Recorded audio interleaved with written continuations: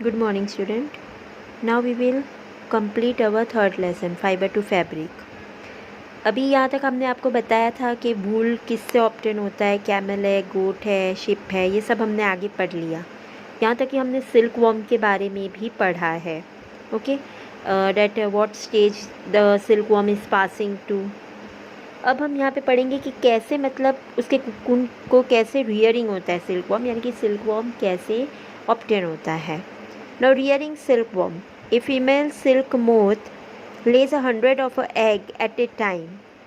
Now figure 3.10. The eggs are stored carefully on a strip of a cloth or a paper and sold to the silkworm farmers. अब जो female silk moth होता है, यानी कि जो female होती है सिल्क वॉर्म के अंदर, बराबर, तो वो एक टाइम में कम से कम 100 एग्स देती है, 100 अंडा वो देती है, ठीक है। फिर उसमें से वो जो एग्स जो है उसको अच्छी तरह से एकदम केयरफुली कोई स्ट्रिप पे या फिर कोई क्लोथ या पेपर पे उसको फार्मर्स क्या करते हैं, उसको रख देते हैं। Now the farmers keep the eggs under A hygienic conditions and under a suitable conditions of the temperature and humidity. अब फार्मर क्या करते हैं कि वो एग को अच्छी तरह से कोई हाइजेनिक कंडीशन हो, यानी कि जहाँ पे वार्मथ मिलता हो, यानी कि गर्मी मिलती हो, वहाँ पर वो अच्छे से एकदम केयरफुली संभाल कर उस एग को रख देते हैं। Now the eggs are warm to a suitable temperature for the larva to hatch from the egg.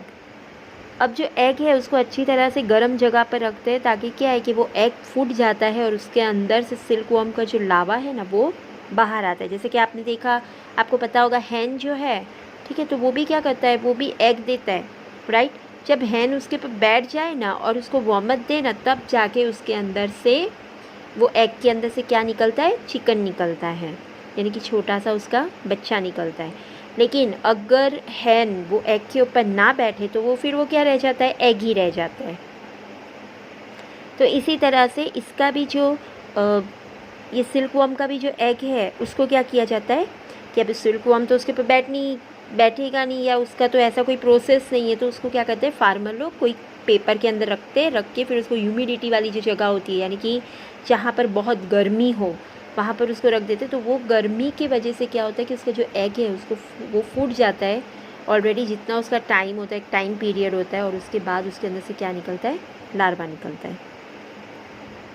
This is done when the mulberry trees bear a fresh crop of leaves.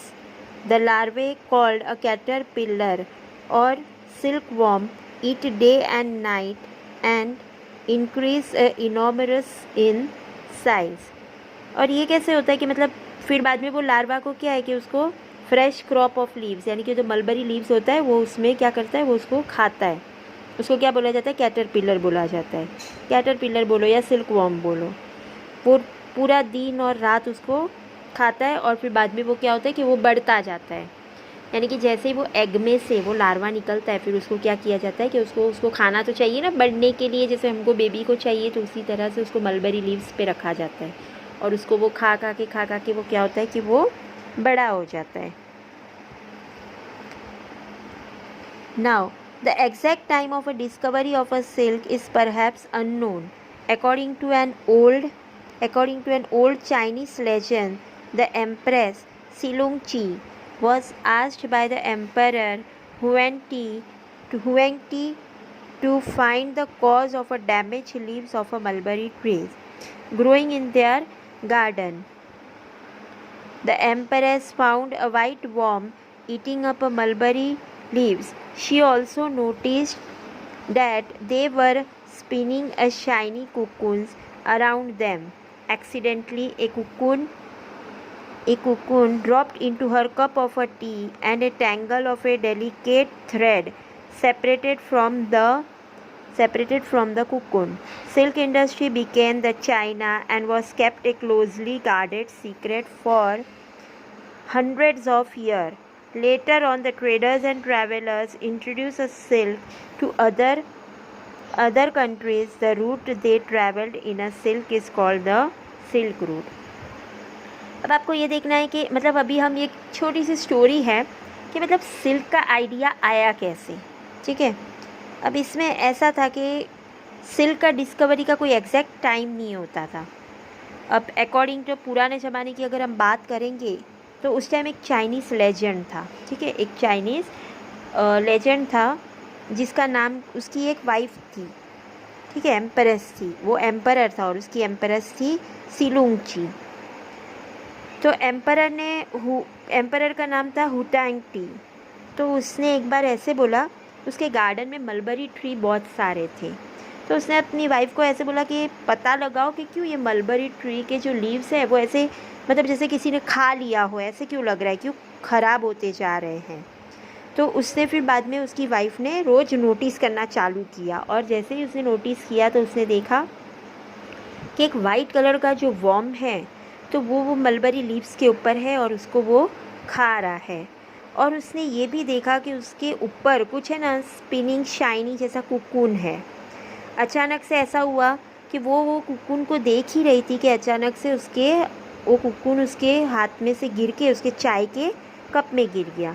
अब चाय के cup में गिरने के बाद ऐसा हो गया कि उसके अंदर से जो रस्सी होती है ना, वो थ्रेड, वो अलग होने लगा।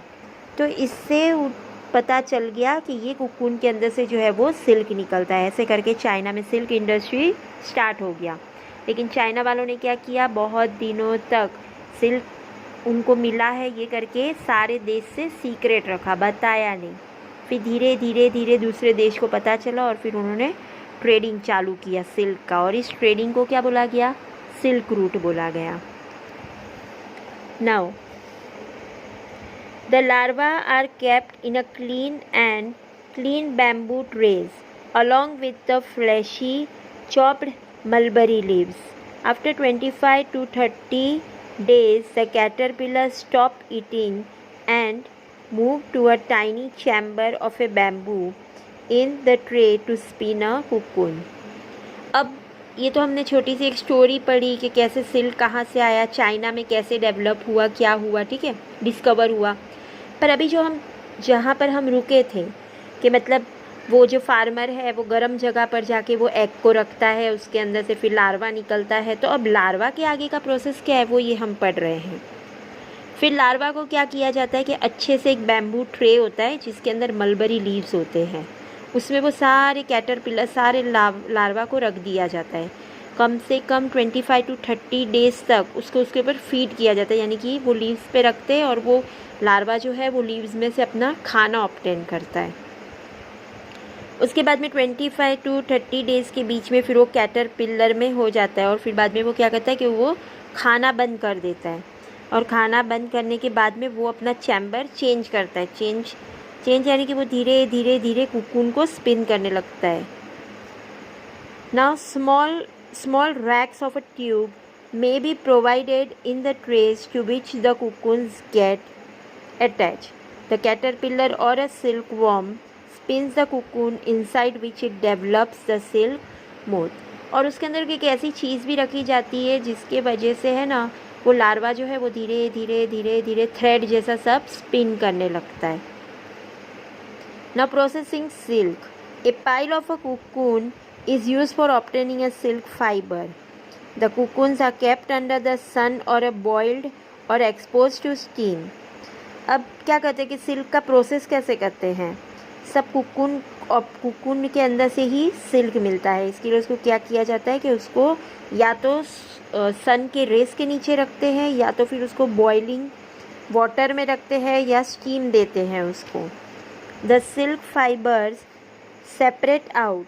The process of taking out the thread from the cocoon for the use as a silk is called a reeling of the silk.